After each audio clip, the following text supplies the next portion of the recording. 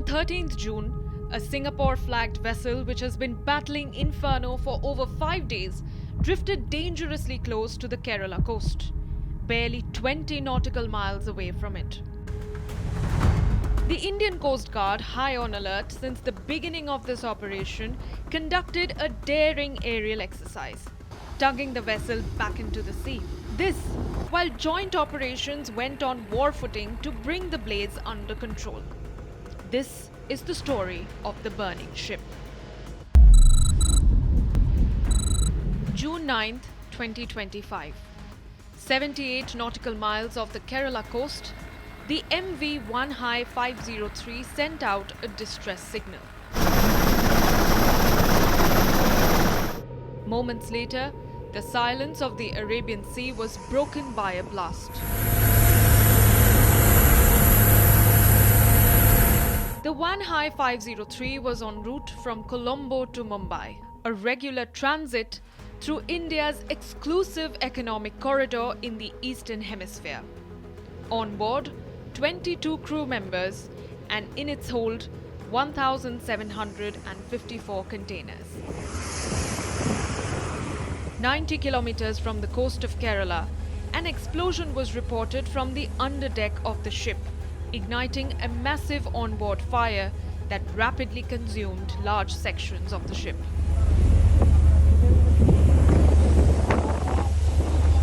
Within moments of the distress call, the Indian Coast Guard and Indian Navy launched a swift joint response, deploying 3 Dornier aircrafts, 2 from the Coast Guard and 1 from the Navy, each equipped with life rafts and tasked with aerial surveillance and real-time situation assessment.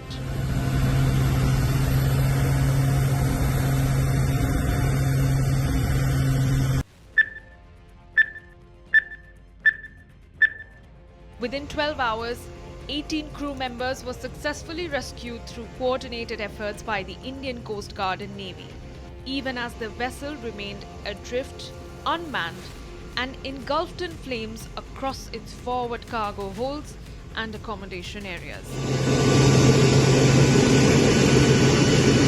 The MV Wan Hai 503 carried over 2,000 tons of fuel. As containers fell into the sea, at least 20 confirmed, the Indian National Centre for Ocean Information Services issued a chilling warning. Debris and oil slicks could wash ashore in days. Republic TV is now reporting from the Coast Guard headquarters in Kochi, which has played a very crucial role in the fire extinguishing of the ship MV Wan Hai 503. The Indian Coast Guard was very quick to set forth some of its critical ships and vessels to ensure the firefighting is done in the deep waters of the Arabian Sea as soon as possible. Various ships were included, the Sachet, Anvesh, Abhinav, the Samudra Prahari, as well as Rajdoot, and many interceptor vessels were all used for ensuring the firefighting. By June 10th, deep-sea firefighting efforts intensified as Coast Guard ships Samudra Prahari and Sachet, along with the Navy's INS Surat, joined in on the response. But just 34 hours later, the investigation began uncovering deeply troubling details. 4 crew members were missing, only 40% of the blaze was doused, and the ship had 100+ containers of hazardous, toxic, and highly flammable materials. We have many kinds. It's not just limited to one type. We have nitrous cellulose, we have resin solutions, we have polymer beads. We see that there is a number of material which are raw materials for pesticide manufacturing. You said nitrous cellulose. Isn't that used for making bombs, and it's part of the TNT, right? I don't know whether they make bombs out of it and whether the intention was to make bombs. These are all speculations, but that is a chemical that is there. So let's not presume the use of that. As of now, we know that that is a chemical, and that chemical is widely known as material used for some explosive manufacturing or whatever. And there could be other uses also, which we are not familiar with. Nevertheless, this ship is not anywhere near the coast of Kerala. It is far away. It is actually about 90 kilometers away from Kerala coast, from any point of Kerala coast. So, as far as we are concerned, if we have a clear and present threatening disaster situation out of it, that is when we will step in. And here's where it got murkier. The ship's manifest, accessed by Republic, highlighted that the ship was not only carrying a dangerous mix of high-grade toxic and inflammable substances, but the company had undeclared containers on board.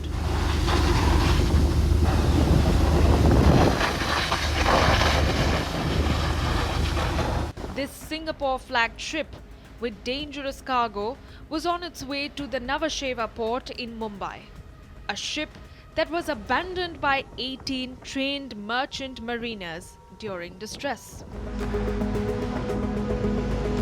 We are now at Navasheva port near Mumbai. The container ship MV Wan Hai 503 departed from Kaohsiung, Taiwan, and is en route to this port. A thick cloud of mystery surrounds the container vessels MV Wan Hai 503, which caught fire mid-sea.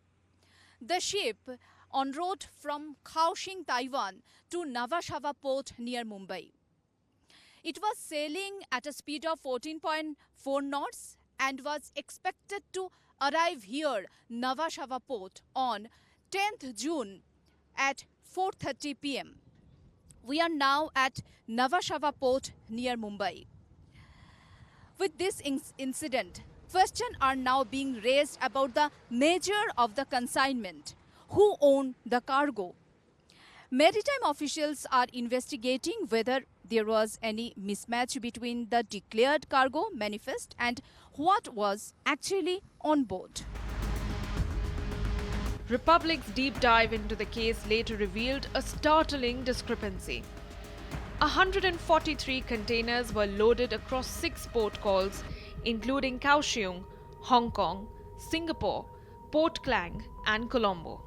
This, while the original manifest mentions 157 containers that were to be unloaded. Hence, 14 containers went missing. No explanation, no documentation. Between Kaohsiung in China and Colombo in Sri Lanka, the Wan Hai 503 made 6 port calls. During this route, 143 hazardous containers were loaded. So where were the 14 missing containers? And what was Wan Hai trying to hide? And while Republic secured first-hand confirmation from the Indian Coast Guard on what may have triggered the recurring explosions on board,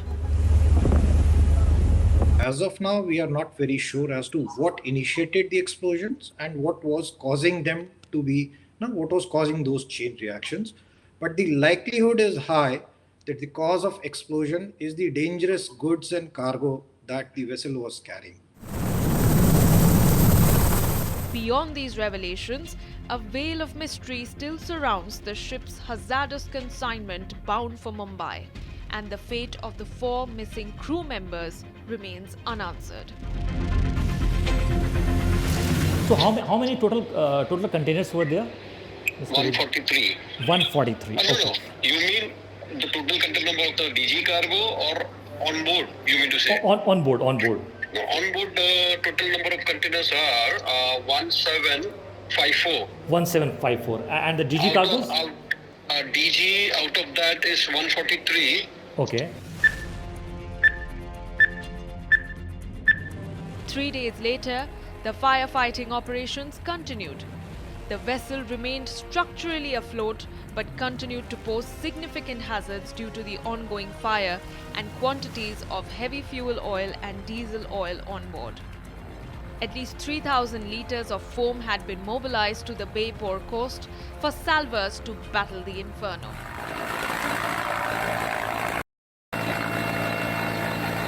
While the Indian Coast Guard and the Indian Navy were putting on a humongous effort to ensure that the fire in the ship is doused. There are many questions that are being raised about what kind of containers were being carried in this particular ship. Were there any discrepancies in this way the containers are who are these containers meant for? Especially there were some hazardous chemicals as well as some explosives which were being carried. 5 days on, the Indian Navy augmented the efforts with the aerial insertion of a salvage team. The naval helicopter successfully inserted the team on the vessel amidst challenging sea conditions and fire on board.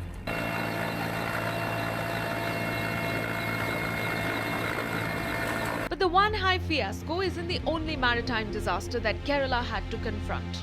Just days earlier, a Liberian flagged cargo vessel MSC Elsa 3 sank off the Alappuzha coast, spilling hazardous cargo and oil. On June 12th, the Kerala High Court ordered the arrest of MSC Manasa F, another vessel from the same fleet, due to environmental hazard its sister ship posed. Republic decodes what the order means. How do you read this order that has been given by the High Court, which has in fact asked MSC, which is the Mediterranean Shipping Company, to pay a hefty fine? There are two aspects. Number one is the Kerala High Court has interfered in two different perspectives. Number one is a commercial perspective on a repetition filed by various merchants, cashew importers. That is one aspect of it. And the other aspect of it, there was a public interest litigation filed by one of the member of parliament, wherein the Kerala High Court has given a very strong, stringent orders, wherein proper directions have been given to the appropriate government, the state government, to take all actions, whatever possible, under the Merchant Shipping Act and also various international conventions. As the smoke still rises from the Arabian Sea, what's left behind is not just a burning vessel but a trail of unanswered questions. A ship carrying hazardous cargo, a manifest that doesn't match, trained mariners who jumped ship, and 4 lives still accounted for. Republic asks, what was the MV Wan Hai 503 really carrying? Why did it burn for days unchecked? And most crucially, what is being kept from the world?